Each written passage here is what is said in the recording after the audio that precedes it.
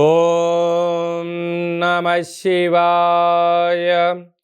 ఓం నమో నారాయణాయ. నరదృష్టి నివారణ కాల భైరవాయ నమో నమః. హరి ఓం. నమస్తే అస్తు భగవన్ విశ్వేశ్వరాయ మహాదేవాయ త్రయంబకాయ త్రిపురాంతకాయ త్రికాగ్నికాలాయ కాలాగ్నిరుద్రాయ నీలకంఠాయ మృత్యుంజయాయ సర్వేశ్వరాయ సదాశివాయ శ్రీమన్మన్మహాదేవాయ నమో నమః. హరి ఓం. మా ఛానల్కి స్వాగతం. చూస్తున్న వీక్షకులకు ప్రేక్షకులకు ప్రియ కాల భైరవ భగవద్బంధులకి స్వాగతం పలుకుతూ మమ్మల్ని ఎంతగానో ఆదరిస్తూ ఉండబడినటువంటి ప్రియ సోదర సోదరి మణులు అందరికీ కూడా అందరికన్నా ముందస్తుగా మహాశివరాత్రి పండగ శుభాకాంక్షలు. 16/2/2025 నుండి 28/2/2025 వరకు పుట్టినటువంటి వారందరికీ కూడా ముందస్తుగా జన్మదిన శుభాకాంక్షలు. గతంలో వివాహం చేసుకున్న వారికి వివాహ వార్షికోత్సవ శుభాకాంక్షలు. ద్వాదశ రాశుల్లో గ్రహ గమనాలు ఒకసారి వీక్షింపచేద్దాం. వృషభ రాశిలో దేవగురు బృహస్పతి సంచార స్థితి, కన్యరాశిలో కేతు సంచార స్థితి, కుంభరాశిలో రవి బుధ శని సంచార స్థితి, మీనరాశిలో రాహు సంచార స్థితితో ద్వాదశ రాశుల్లో గ్రహ గమనాలు ఈ విధంగా ఉన్నాయి. ధనుసు రాశి వారికి ఎలా ఉండబోతుందో ఈ వీడియోలో సవివరంగా సంపూర్ణంగా తెలుసుకుందాం. ధనుసు రాశిలో ఏ నక్షత్రాలు వస్తాయిగా మూలా నక్షత్రంలోని 4 పాదాలు, పూర్వాష నక్షత్రంలో 4 పాదాలు, ఉత్తరాషాఢ నక్షత్రంలోని 1 పాదం కలిపితే ధనుసు రాశి. చాలామందికి పుట్టినటువంటి కాల సమయంలో డేటా ఆఫ్ బర్త్లో లేనటువంటి కారణం వలన పేరు యొక్క మొదటి అక్షరాన్ని అనుసరిస్తూ ఆ రాశిని తెలుసుకునే ప్రయత్నం చేద్దాం. ఏ, యో, బా, బి, బు, ధ, బా, డా, బే అక్షరాల వారందరూ కూడా ధనుసు రాశి జాతకులే. ధనుసు రాశి యొక్క అధిపతి దేవగురు బృహస్పతి.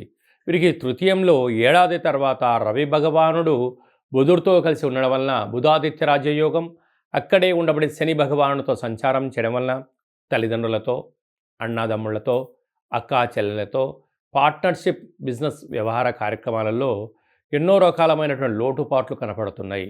కనుక ఇలాంటి సమయంలో తొందరపాటు నిర్ణయాలకు ఇది సరైన సమయం కాదు. వీలైనంత వరకు మౌనంగా ఉండడం, పుస్తక సాధన చేయడం, మంత్ర సాధన చేయడం, ఆధ్యాత్మికంగా ఉండడం, అనేక రకాల కార్యక్రమాలలో మీరు తొందరపాటు నిర్ణయానికి ఇది సరైన సమయం కాదు అని చెప్పి గమనించాలి. అలాగనే అర్ధాష్టమ రాహు, అర్ధాష్టమ శుక్రుడు కారణం వల్ల మీ బంగారు ఆభరణాలు, ఫోన్లు, ల్యాప్టాప్లు, టీవీలకు సంబంధించినటువంటి ఓటీపీలలో ఎన్నో రకాల ఇబ్బందులు కలగబోతున్నాయి. కనుక వీలైనంత వరకు ఏదైనా షేర్ చేయడం కానీ, ఓటీపీలను ట్రాన్స్ఫర్ చేయడం కానీ దయచేసి చేయొద్దు. 6వ స్థానంలో దేవగురు బృహస్పతి వక్రగమన సంచార స్థితిలో ఉండడం వలన మీరు ఈ వీడియో చూస్తున్నారు అన్నట్లయితే మహాదేవుడికి అభిషేకం చేసే సమయం ఆసన్నమైందని చెప్పి గుర్తుపెట్టుకోగలగాలి.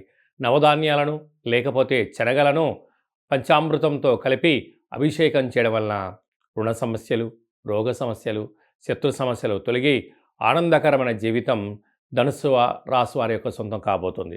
అలాగే సప్తమంలో కుజుడు ఉండడం వలన, కుజదోష ప్రభావం కారణం వలన, అలాగనే మీ యొక్క జన్మ నక్షత్రం రోజున అష్టమి, అమావాస్య తిథులు ఎందున దూరావాయు జల ప్రయాణాలు పెట్టుకోవద్దు.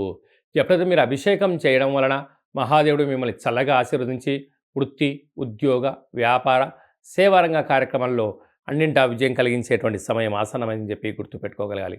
అలాగే సాఫ్ట్వేర్ ఉద్యోగస్తులు, హార్డ్వేర్ ఉద్యోగస్తులు, క్రియేటివిటీ రంగాలు, న్యూస్ ఛానల్స్ రీడర్స్, అలాగా పత్రికా రంగంలో ఉండబడిన వారు, స్వయంవృత్తులు, సేవారంగాలు, సాఫ్ట్వేర్ ఉద్యోగస్తులకు సత్ప్రవర్తన వలన, ఆధ్యాత్మిక చింతన వలన, సూర్య నమస్కారం వలన మరో భవిష్యత్తుకు స్వాగతం పలకబోతున్నారని చెప్పి గమనించాలి. ఫిబ్రవరి మాసంలో, మాఘమాసంలో ద్వితీయార్థంలో ముఖ్యమైనటువంటి పండుగల గురించి క్లుప్తంగా సవివరంగా సంపూర్ణంగా తెలుసుకుందాం.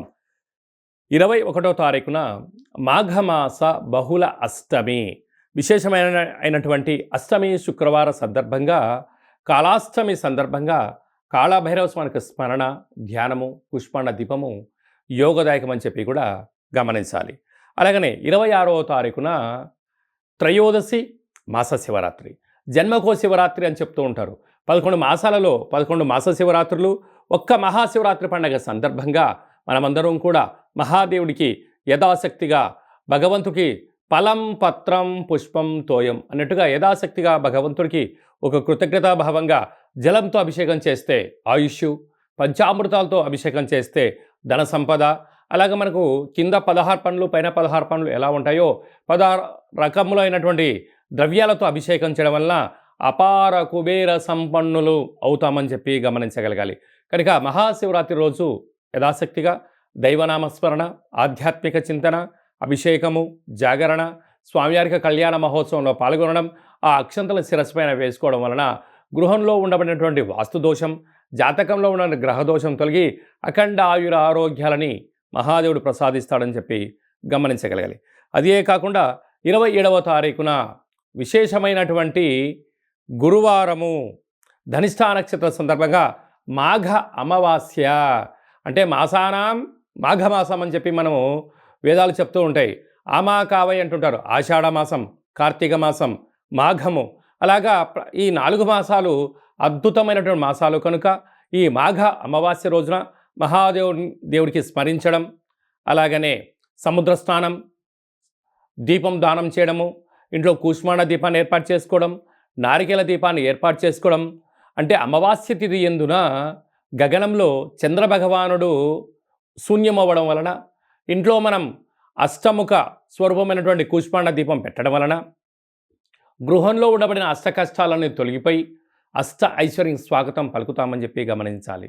ఇలాగ కుదరలేనటువంటి వారు అందరూ ఈ కింది నెంబర్ సంప్రదించినట్లయితే, మీ గోత్రనామాలు పంపించినట్లయితే మాఘాష్టమి అమావాస్య తిథి యందున కాళభైరవ స్వామి యొక్క దేవాలయంలో మీ పేరుపైన గోత్రనామాలతో అర్చన చేయడం, అభిషేకం చేయడం, కుష్మాండ దీపాన్ని ఏర్పాటు చేయడం, కాళభైరవ సౌభాగ్యం ముడుపును ఏర్పాటు చేస్తూ స్వామివారి యొక్క ఆశీస్సుల కోసం వీడియో కాల్ ద్వారా చూపించి ప్రసాదాన్ని ఇంటికి పంపించడం జరుగుతుందని చెప్పి గమనించాలి. అలాగే మహాశివరాత్రి సందర్భంగా మన యొక్క దేవాలయంలో మహాదేవుడికి రుద్రాక్ష స్వరూపమైనటువంటి ఆ రుద్రాక్షలతో భగవంతుడికి తులాభారాన్ని ఏర్పాటు చేయడం, అలాగనే అక్షర తులాభార మహోత్సవ కార్యక్రమాన్ని కూడా ఏర్పాటు చేయడం జరిగింది. అంటే భగవంతుడికి ఫలం, పత్రం, పుష్పం, తోయం ఎలా చెప్పుకుంటామో యథాశక్తిగా ఒక 27 సార్లు ఓం నమశివాయ అనేటువంటి నామాన్ని రాసిన పత్రాలతో మహాదేవుడికి అక్షర తులాభార మహోత్సవ కార్యక్రమాన్ని ఏర్పాటు చేయడం జరిగింది. ఈ వీడియో మీకు నచ్చినట్టయితే లైక్ చేయండి, షేర్ చేయండి, మా ఛానల్ని సబ్స్క్రైబ్ చేసుకోండి. మేము చేస్తున్న వీడియోలు ఆధ్యాత్మికమైన వీడియోలు అందరికన్నా ముందుగా మీరు చూడాలి అన్నట్టయితే గంట సింబల్ను ప్రెస్ చేయండి, అలానే బటన్ తెలియజేయండి. భగవంతుడి యొక్క ఆశీస్సులు పొందండి.